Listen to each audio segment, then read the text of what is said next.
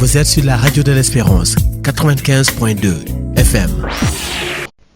Sorti de l'Institut de Dakar dans une promotion de 1976. La première promotion des juniors de l'Institut de Dakar. Et bien sûr, avec un parcours industriel entre Nestlé Sénégal, Senlé au Sénégal, un détachement en Côte d'Ivoire pendant 7 ans pour diriger une usine, et un retour au Sénégal après ce déplacement, et un vide d'une année, un vide structurant d'une année pour réfléchir dans quelle direction Pierre Ndiaye voulait partir. Mais c'est surtout que j'avais la pression de la création de l'entreprise sans trop savoir comment m'y prendre. Donc il fallait du recul pour arriver quand même à être un peu plus fixé. Alors comme c'est très difficile de se fixer, parce que l'entreprise, quand on la gère à ce stade, on peut croire que c'est facile. Mais quand on est au départ,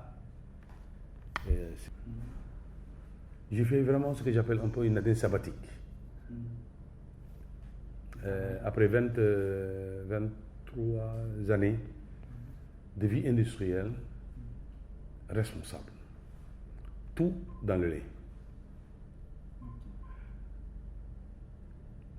Et je me suis rendu compte que je ne pouvais pas aller à la banque, parce qu'en réalité, les ressources que j'avais étaient les ressources de ma famille.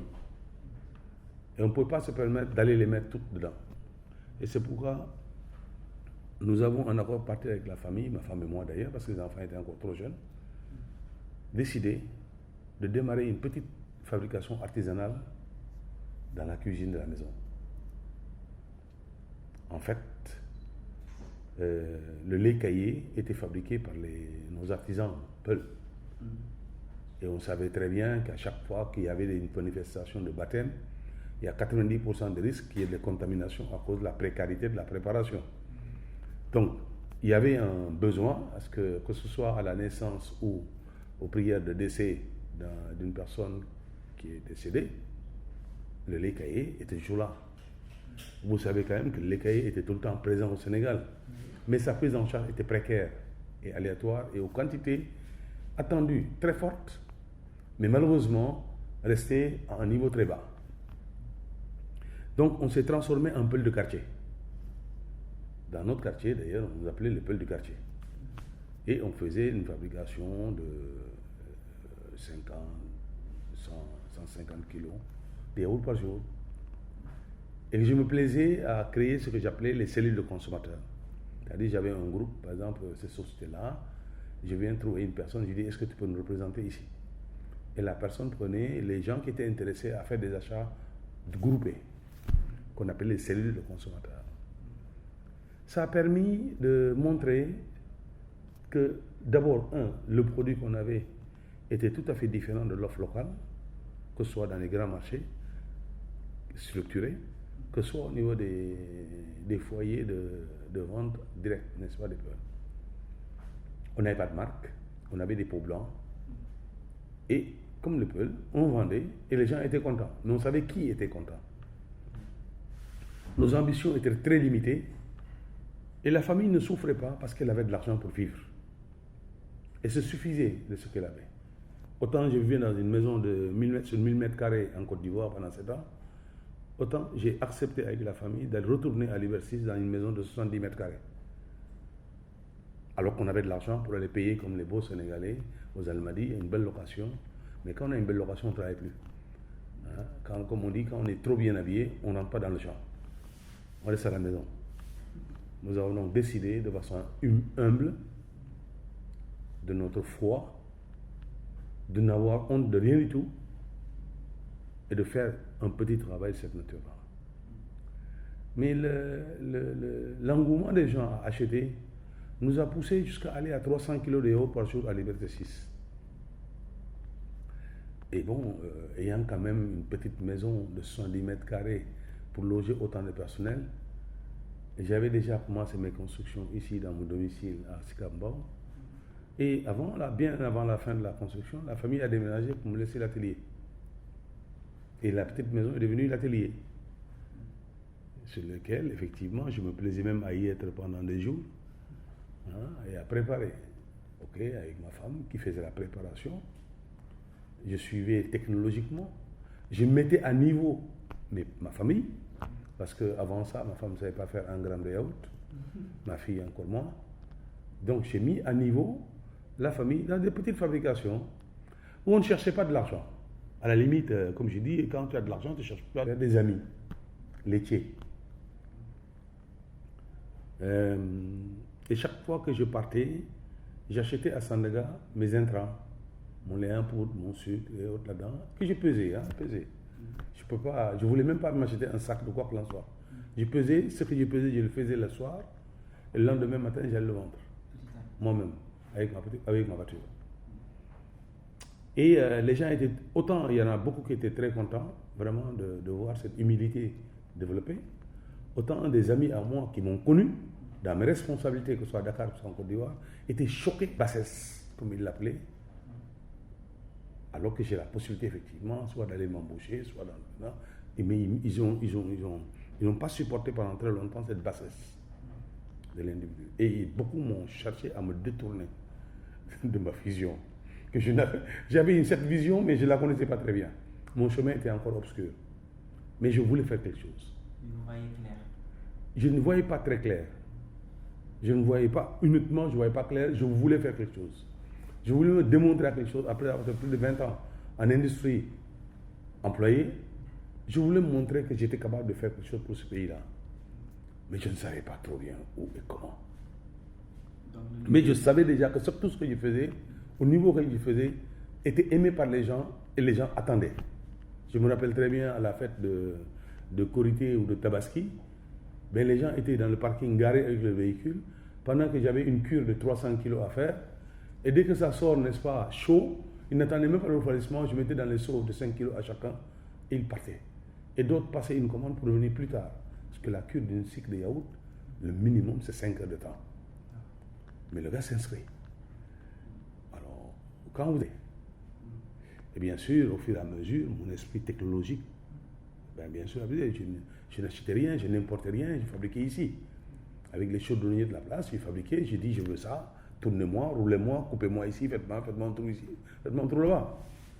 Et c'est comme ça qu'effectivement, en 1997, nous avons déménagé à Sicap Mbao, où j'ai eu la chance d'avoir 400 mètres carrés. J'ai construit sur 300 mètres carrés et j'ai fait un petit atelier sur 100 mètres carrés. Bien sûr, c'était un miracle. C'était une grande salle, sans mur, de 100 mètres carrés, ce qui était quand même différent de 70 mètres carrés avec des murs à droite, des murs à gauche, des passages par-ci, des passages par-là. J'avais donc plus d'espace et la famille s'est regroupée. Plutôt que de s'être séparés entre Sicap Mbao et Liberté 6, on était tous à Sicap Mbao. La maison était devenue encore une maison entrepreneuriale. Mais dans notre agrément. Et on a fait du rez-de-chaussée, on a fait le niveau 1, on a fait le niveau 2. Sur le même 100 mètres carrés. Et de 1998 à 2003, pendant 5 ans, on restait dans cette fabrique. Et de là, on est passé de 300 kg de yaourt par jour jusqu'à dépasser les 2 tonnes de yaourt par jour. Bien sûr, en ce moment-là, on n'était plus la cuisine. En ce moment-là, il y avait toutes les préoccupations de formalisation, légalisation, ouverture des marchés formels, et tout ça peut se comporter. La gestion qui n'était plus une gestion, j'ai de l'argent, bon écoute ça, je le récupère pas, c'est pas grave. Non, il fallait récupérer, il fallait travailler, l'emploi était créé, il y avait tout un ensemble de commodités de gestion qu'il fallait mettre en place. Voilà. Vous attaquez le marché forcément avec des concurrents. Avec des concurrents qui étaient déjà là, mais on s'était mis dans une ligne de conduite où les concurrents s'occupaient pas de nous, alors qu'on prenait un marché qui existait mais qui n'était pas pris. Et c'est là où effectivement on s'est inséré en ayant une gamme attendue qui n'était pas la gamme proposée, parce que les gens proposaient le haut de gamme. On permet plus tard aux Sahéliens de disposer et du yaourt et des céréales. Le plan était donc tracé. Le yaourt, on le fait, on sait le fabriquer, les gens l'aiment. Il faudra aller chercher les céréales. Et comme les gens mangeaient le tchakri un peu n'importe comment, nous avons décidé de sortir pour la première fois au Sénégal un tchakri qui est vendu comme un yaourt dans les grandes surfaces, dans des pots typiques, avec tout ce qu'il faut comme sécurité pour que vous ouvriez votre pot, vous mélangez votre tchakri et vous mangez du tchakri sénégalais. Ce n'était pas un yaourt de fruits avec des fruits importés, c'était un yaourt avec des céréales locales de mil. C'est nous qui l'avons mis en place en 2003. L'expansion du produit. L'identité de notre devenir, je venais de voir clair vers où je veux amener la société. Je venais de découvrir que ma piste est déjà tracée et je suis là-dessus. Peut-être qu'il y aura autre chose après, mais je suis là-dessus, sur cette piste. Par contre, à la joie se greffe la douleur. En 2003, ma fille qui venait de finir sa formation à Saint-Michel, de BTS en comptabilité, qui s'est installée dans le premier bureau à gauche, dans le couloir, n'a pas fait 1 mois de travail en décembre. On lui a fait un bulletin salaire posthume parce qu'elle tombait rapidement malade et elle est partie. Donc, à 23 ans, en 2003, à sa 23e année, ma fille, ce que j'appelais mon cœur porté, est partie. Vous savez, un père de famille, un entrepreneur, il y a des choses qui le font tomber complètement. Et tu as envie de tout arrêter. C'était un choc. La famille l'a pris comme un choc. L'amitié l'a pris comme un choc. Le monde l'a pris comme un choc. C'était extraordinaire, cette situation-là. De tous les côtés. Une crise s'est installée. Et nous, on a donc, moi j'ai pas vu, comme j'ai dit, j'ai pas vu ma fille mourir. Et pour moi, elle n'est pas encore morte, c'est celle qui est en face que vous avez vu là-dedans et que je vais naître le jour. Donc 2003, c'était la joie de créer pour les Sénégalais et d'avoir ma vision qui était claire en tant que chef d'entreprise. 2003, le bon Dieu m'a dit, voilà comment ça va se passer. Et le choc était là. Donc, 2003, 2009, on a continué notre progression. Et en 2009, on a fait le premier 1 milliard de chiffre d'affaires annuel. Pour la première fois. Alors qu'en 1998, notre premier chiffre d'affaires était moins de 90 millions de francs CFA. Vous voyez bien le cheminement entre 1998 et 2009. Ça fait quand même 10 ans. Mais 10 ans où on quitte 90 millions pour aller à 1 milliard de chiffre d'affaires. Dans le marché seulement local. Qui sont ces Sénégalais? Alors, donnez-nous un peu un témoignage de ce que Mamel Diabot a fait à Thiès, surtout au niveau des femmes. Oui, vraiment, la venue de Diabot au niveau de la commune de Fandène, avec cette venue-là, on a eu beaucoup d'emplois au niveau des femmes. Et ça, c'est un apport très positif. L'insertion des femmes dans Diabot, l'entreprise Diabot, a un impact très positif et dans beaucoup de domaines. Ça, moi, je peux en témoigner. Parce qu'au début, quand ils sont venus, on a introduit 20 femmes dans la commune de Fandène. Et c'était tout au début. Et toutes ces femmes-là sont embauchées. Déjà, c'est un impact positif. Parce qu'au niveau de Fandène, c'était très rare de trouver des femmes qui s'occupaient des ménages comme ça. Et d'un coup, qui viennent, qu'on les introduit dans une entreprise et qu'elles soient embauchées et qu'elles puissent aider beaucoup leur mari dans les situations familiales. Si on prend ces femmes-là qui sont dans l'entreprise, on voit nettement qu'il y a un niveau de vie amélioré. Quand tu regardes au niveau de leur famille et un peu aux environnements. Parce qu'en matière de santé, moi qui gère la mutuelle de santé, je vois que toutes ces femmes-là, maintenant, même s'ils n'étaient pas adhérées, maintenant, toutes ces femmes-là sont dans la mutuelle de santé. En matière d'éducation aussi, toutes ces femmes, on ne voit plus des arriérés au niveau des écoles. Déjà, toutes ces choses-là sont des impacts positifs. Allô? Allez, continuez. Si à part la santé et l'éducation, on a le cadre de vie au niveau de ces familles. Il y a une nette amélioration. moi je vois une femme qui sa maison, la concession, on est en train de faire la clôture. Je vois une femme où dans sa concession, il n'y avait pas de bâtiment et on est en train de construire. Et moi, je sais nettement que c'est avec le fait qu'elle soit au niveau de Diabot que la famille a réussi à faire ses travaux. Donc, on peut dire que vraiment, c'est un impact très positif. Au niveau de Fandène, vraiment, on est très contente de Diabot parce qu'on voit qu'il y a une amélioration au niveau de ces familles. Est-ce que l'adhésion de ces femmes-là, ça nécessite une formation préalable? Oui, oui. Pour les femmes, au niveau de qui? Du céréal. Tu sais, au niveau de Fandène, surtout, c'est un monde rural. Les gens déjà travaillaient sur le mil et le maïs et autres. Mais il n'y avait pas la formation en céréales pour les tchakris et consorts. Il y a eu une formation avec ces femmes au niveau de Diabot.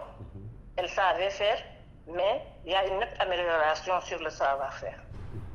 C'est un atout vraiment au niveau de Fandène. Maintenant, c'est par rapport à l'agriculture. Il y a des femmes qui s'activent dans l'agriculture. Mais maintenant, est-ce que Ndiabot est en collaboration avec des femmes agricultrices? Oui, au niveau de Fandène, pour l'agriculture, les femmes qui font l'agriculture. Oui, pas encore, mais il y avait un projet sur ça. Mais avec le Covid, on n'est pas arrivé à ça. Mais on a programmé beaucoup de choses avec les femmes. D'accord. Donc on peut dire qu'à Fandène, les femmes quittent les tontines pour un vrai travail. Je ne vous entends pas bien. Alors, j'ai dit qu'à Fandène, les femmes ont quitté les tontines pour un vrai travail alors. Ah, les tontines. Oui. Les tontines là, tu sais, parfois ça amène des problèmes, les tontines. Maintenant, les femmes n'ont plus besoin de tontines. Elles vont aller travailler et régler leurs problèmes. Et Mamel Diabot est là pour les soutenir. Oui, Mamel Diabot nous soutient fortement, vraiment. Mamel Diabot est la bienvenue. Alors, juste pour terminer, est-ce que Mamel Diabot marche un peu dans le social avec ces femmes-là? Oui. Il y a beaucoup de social, ça je le sais moi. Déjà, parfois il vient au niveau des écoles donner le petit déjeuner. D'accord. Et les femmes, ils sont pris en charge, surtout en matière de santé pour le IPM là. Les femmes là sont bien traitées, ça je le sais. Et aussi au niveau de Fandène, lui, parfois